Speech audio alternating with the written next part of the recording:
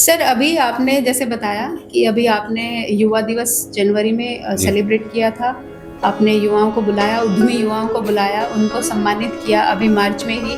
मैं भी उसका एक हिस्सा थी। आपने नारी संगम में नारी सशक्तिकरण और नारी सम्मान दिया। हुँ। और अभी आगामी हम देख रहे हैं 25 मई को हमारा संविधान हमारा अभिमान, ये आपने जो रखा हुआ है। और इस तरीके से आप आयोजन करते हैं, लोगों को बुलाते हैं, उनको सम्मानित करते हैं, इसके पीछे का आपका क्या मोटिव है?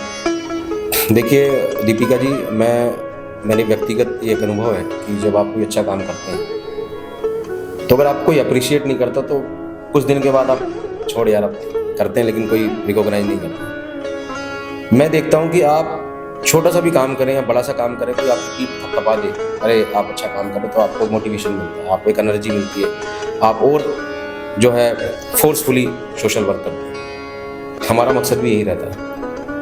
हम युवा दिवस के माध्यम से स्वामी विवेकानंद जी के ऊपर जो कार्यक्रम करते हैं, उसमें हम कोशिश करते हैं कि युवाओं को हम लोग फेलिसिटेट करें कि आप अच्छा काम कर रहे हैं, जिस भी क्षेत्र में कर रहे हैं, चाहे आप चिकित्सा के क्षेत्र में कर रहे हैं, चाहे आप समाज सेवा के क्षेत्र में कर रहे हैं, चाहे आप खेल के क्षेत्र में कर, जिस भी क्षेत्र में काम करें, चाहे आप न्याय विधि के क्षेत्र में कर रहे हैं। तो जब आप उन युवाओं को बुलाते हैं, उनको एक मंच देते हैं, उनको बोलने का मौका देते हैं और उनको जब आप एप्रिशिएट करते हैं, सम्मान देते हैं, तो वो जाके उनको एक अच्छी मोटिवेशन आती है, उसको लगता है कि ये जो सम्मान मिला, मुझे और अच्छा काम करना चाहिए। और मैं अक्सर जब हम लोग इवेंट करते हैं तो हम कहते हैं कि आपको सम्मान ज़रूर दे रहे हैं, लेकिन आपकी एक जिम्मेदारी भी आपके कंधे पे रख रहे हैं कि आपको जो सम्मान मिला है, इसके साथ आपको जस्टिफिकेशन करना है, आपको इसके साथ न्याय करना है कि हमने आपको सम्मानित कर दिया, तो आपको इस कंटिन्यूटी में इस तरह के कार्यक्रम करना है और इस तरह की एक्टिविटीज़ करना है। ये हम लोग युवा दिवस पे युवाओं को करते हैं।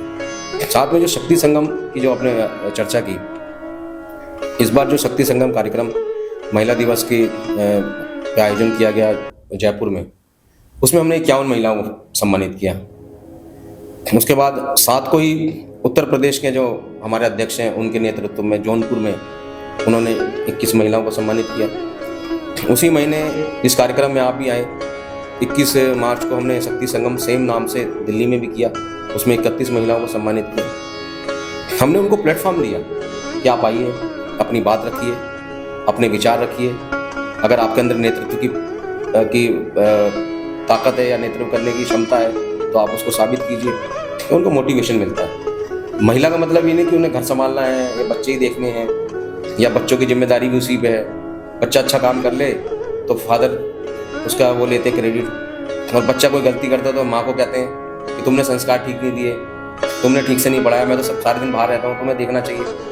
वो महिलाएं कितनी जिम्मेदारी के साथ कितने किरदार निभा रही है, उसको जब आप सम्मानित करते हो, जब उनको अप्रिशिएट करते हो, तो उनको अच्छा लगता है। सम्मान ठीक है, हमारा सम्मान कोई बहुत बड़ा सम्मान नहीं है कि हमारा सम्मान लेके कोई बहुत बड़ी किसी को उपलब्धि मिल जाएगी या बहुत बड़ा उसको मोटिवेशन मिल जाएगा, लेकिन छोटी छोटी कि माना कोई जहाँ को ना गुलजार कर सके, कुछ खार तो कम की गुजरे देर से, हम उस वाली भावनाओं को लेकर हम लोग ये करते हैं। और अभी जो 25 मई को जो कार्यक्रम गुड़गांव में हमारा हो रहा है, हमारा संविधान हमारा अभिमान। देखिए, हमारा जो संविधान है भारत का, वो विश्व का सबसे खूबसूरत संविधान है, और उस संविधान को बनाने में कितने वर्ष लगे, कितना रिसर्च हुआ।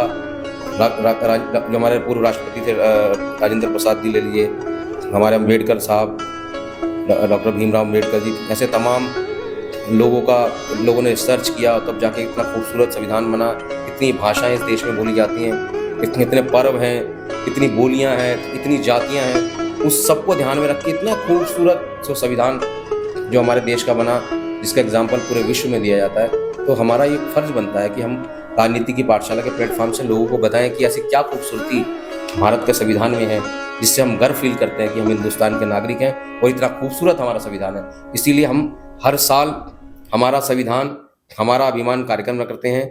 उसमें जो मेन जो बिंदु हैं संविधान के, जो फंडामेंटल ड्यूटीज़ हैं, फंडामेंटल राइट्स हैं, जो महिलाओं का अधिकार की बात है, जो हमको बोलने का जो अधिकार है, ये सब चीज़ें हमारी क्या क्या खूबसूरती हैं, क्या क्या डिफरेंस हमारे संविधान में दूसरे संविधान में, उस पर लोग चर्चा करते हैं। अपने अपने विचारों के माध्यम से जो शिक्षक हैं, वो शिक्षक अपने एंगल से बताता है कि हमारे संविधान में ऐसा क्या है। जो चिकित्सक है वो अपने एंगल से बताता है। जो खिलाड़ी है वो अपने एंगल से बताता है कि हमारे हिंदुस्तान के में जो संविधान की क्या खूबसूरती है। और उसमें हम लोग कुछ लोगों को फेलिसिटेट भी करते हैं कि आप जो लोग अच्छा संविधान को जो बचाने का काम कर रहे हैं, जो संविधान की खूबसूरती को निखारने का काम कर रहे हैं, उन लोगों को भी हम प्लेटफॉर्म देते हैं। हमारा संविधान हमारा अभियान के माध्यम से, और वो आयोजन हम लोग 25 तारीख को जो है गुड़गांव में कर रहे हैं। बहुत खूब सर। मैं साइकोलॉजी से आती हूँ, मास्टर्स और पीएचडी दोनों मेरे साइकोलॉजी में जी हैं। जी जी।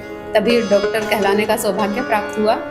लेकिन जाने अनजाने आप राजनीति की पाठशाला में, अब मेरा तो ये मानना भी है, पर्सनली मैं बिलीव करती हूँ कि हर एक व्यक्ति के अंदर साइकोलॉजी है। जी जी। जो आपने पुरस्कार और सम्मान की बात की है कि सम्मान से उनकी पहचान है जी। और सम्मान दो तो वो और आगे बढ़िया कार्य करेंगे, तो ये साइकोलॉजी का हिस्सा है। पहले पुरस्कार और दंड चलता था कि पुरस्कार और दंड की जी, जो एक जी। हमारी प्रक्रिया थी हाँ। कि उसके आधार पर बच्चा कार्य करता है। फिर पुरस्कार और प्रशंसा पर वो आ गई कि बिल्कुल। प्रशंसा और पुरस्कार से व्यक्ति वो कार्य भी कर जाता है जो वो उसके अंदर वो हर, क्योंकि विवेकानंद जी ने भी बोला है कि हमारे अंदर शक्तियां हैं लेकिन वो सुषुप्ता अवस्था में रहती हुई होती हैं। गुरु का कार्य होता है वो उनको जगा देता है और वो पूर्ण रूप से 100% काम करता है।